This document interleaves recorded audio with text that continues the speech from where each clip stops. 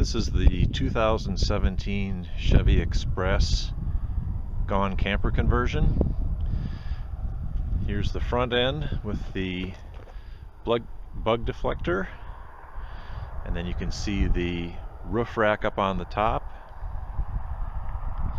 The little black antenna there on the upper right of the windshield, that's for OnStar and for also the satellite TV. OnStar has a subscription, and OnStar also has a separate phone number and a Wi-Fi hotspot. So it's satellite based, so you can get phone coverage and internet access way beyond cell coverage. So this is the 3/4 ton. This would be the 2500. It has a 4.8 liter V8, so the 8-cylinder engine is just kind of loafing along where a smaller 6-cylinder would be screaming. 16-inch wheels with E-rated, that's 10-ply tires, and with the V8 you have about a 7,000-pound towing rate. So I have a set of aluminum roof racks on the top. Those are powder coated aluminum. Black strip on the top there is padding for my kayak, but you can also use it for a roof box or ladders or additional solar collectors. With the towing package, it also has a two-way mirrors. Vent shades above the windows here as well. Inside you have the high back cloth bucket seats. Got a huge center console, storage console. There's a center console there with several different cup holders, glove box. On the steering wheel you have the controls for the speed control, and then here's all your dash controls. This is a switch for the dome light, so you can turn the dome light on and off.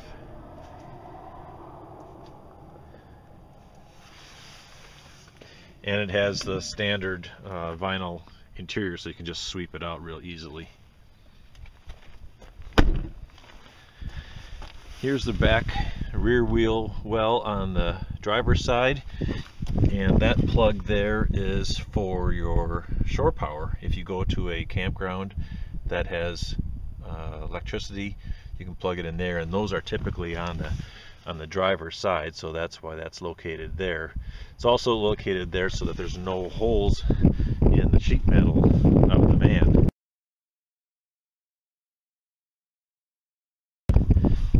And your gas fill is also on the driver's side. I believe it's a 31-gallon tank, so it's an enormous capacity. Step bumper on the back. This does have the towing package, so it comes with a receiver hitch with like about a 700 hitch weight capacity, 7,000-pound tow rating, and here you have both a 4-way and a 7-way trailer connection. Because it has the towing package, it also has a transmission cooler and an external engine oil cooler. I added dark tint to the back windows. This is a backup camera, that little dot right there, which is built into the rear view mirror. Here's the rear kitchen galley. So this is a 12-volt Coleman cooler. No, it's not an expensive refrigerator. It's a $100 cooler versus a $1,000 12-volt refrigerator, but it works perfectly. I throw a $1 bag of ice in it every 2 or 3 days, and the rest of the time it's plugged in. Right now it's not plugged in, but there's a 12-volt outlet right here, and also USB charger right there as well. This switch panel here is for the interior LED lights up there. And there's an extra switch here which is not being used, but it is available. There are just battery LED lights on the side. You can see the storage cubbies up here where the roof meets the sidewalls. This black box right here at the very back of the van is extra speakers. So there's front and rear speakers. And then up on top here is a Maxx Air Fan. Not a fantastic fan.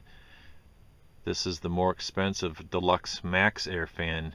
It blows in and out, and it's also thermostatically controlled, so you can set it and leave it. Of course, the lid opens up so that you can just let air escape automatically as well. But that cranks up and locks there. So the interior is soundproofed, has foam insulation, it has foil vapor barrier, and then it has all the seams taped and sealed. Every upright and vertical pillar is stuffed full of denim insulation, and then the interior is completely paneled and painted, obviously. Along both sides are storage shelves. On the right hand is the jack. On the left side is a compartment that has an auxiliary battery on the bottom. That is wired to the vehicle alternator, so it charges automatically as you're driving. The shore power is connected to this. This is a multi-outlet, so that automatically powers up when you plug in an extension cord. That in turn powers this onboard battery charger. And then over here is the solar charge controller. This is the 50 feet of cable, so the solar panel can be put anywhere outside facing the sun, regardless of where the van is sitting, and then that connects directly to the battery too. So the only thing that runs off the battery are the accessory outlets, the LED lights, and the Maxx Air Fan.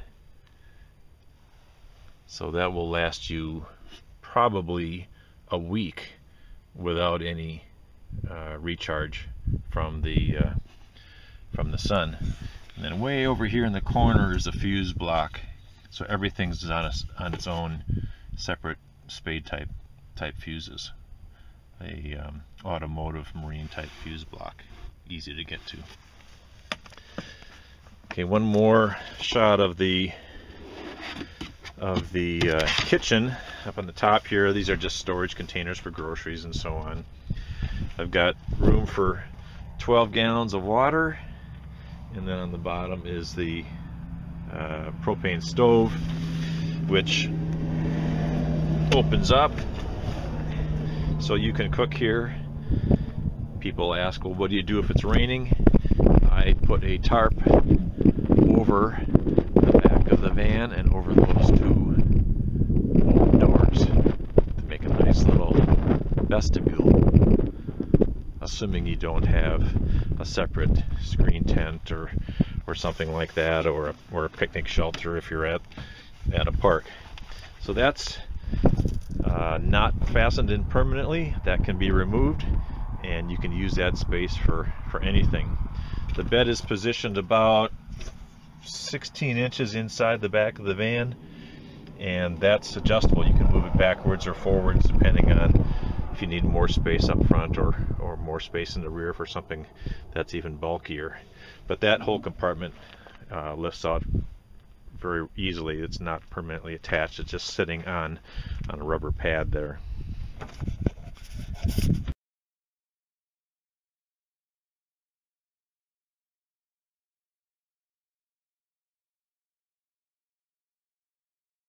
Moving around to the passenger side, Again, you've got the vent windows on the side so you can have the windows cracked open when it's raining. Roof rack, easy to get to from both the passenger doorway and the side doorway. Lots of storage in the doors. High back cloth bucket seats with armrests. There are a ton of recharge outlets here. You've got a 12-volt outlet here. You've got another 12-volt outlet here. You've got a USB outlet there. There is a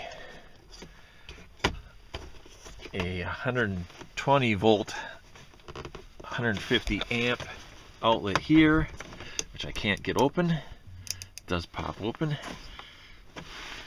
That's an outlet that's open only when the vehicle's running. Up on top, I've got a mount there for the GPS. That's what these little things are for, so that the cord isn't in your way. And then there's a slot in the dash that comes with the van that serves absolutely no purpose, so I filled that up with more. There's a 12-volt outlet there, and a USB outlet, and another 4 USB outlets altogether there.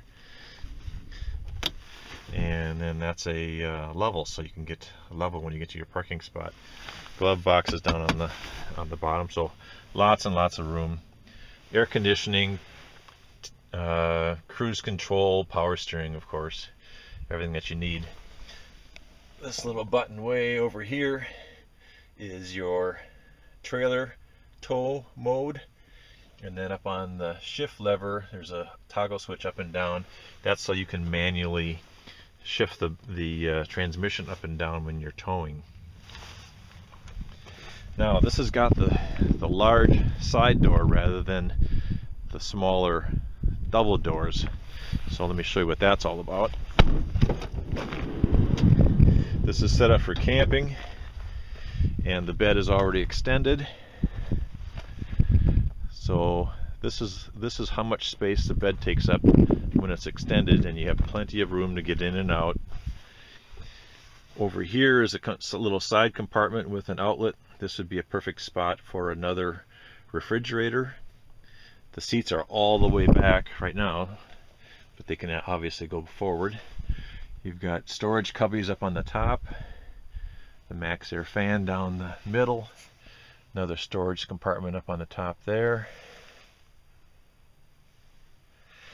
and shelving all the way along the sides. I'll post a picture of what this looks like without the bed extended, but that is a table that folds out, and when the bed is retracted into a couch, one person can sit at the couch and eat at the table, and one person can sit in the body of the van here with a camp chair.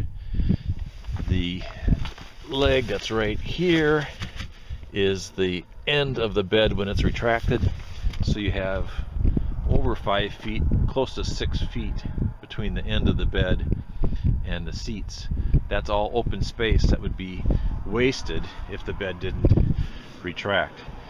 So this is a full-size bed, 54 inches wide, over 6 feet long, and it's actually overlapping here because the sleeping bag that I have on here is actually a double sleeping bag. That's a queen size, so it overlaps a little bit. But there's storage all the way along the sides, and those are the side window covers, which is included. You have a Reflectix cover for each window, plus a full coverage window cover for the windshield. And now the bed can be removed in about 5 minutes. There are 2 pins that hold it in place at the back.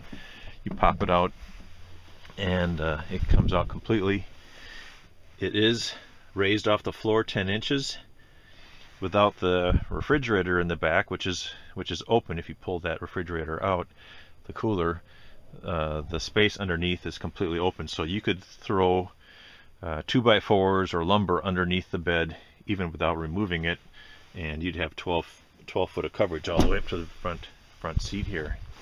But under the bed is where we keep totes, this first tote has our miscellaneous camping gear, and then we've got a couple totes for kitchen supplies.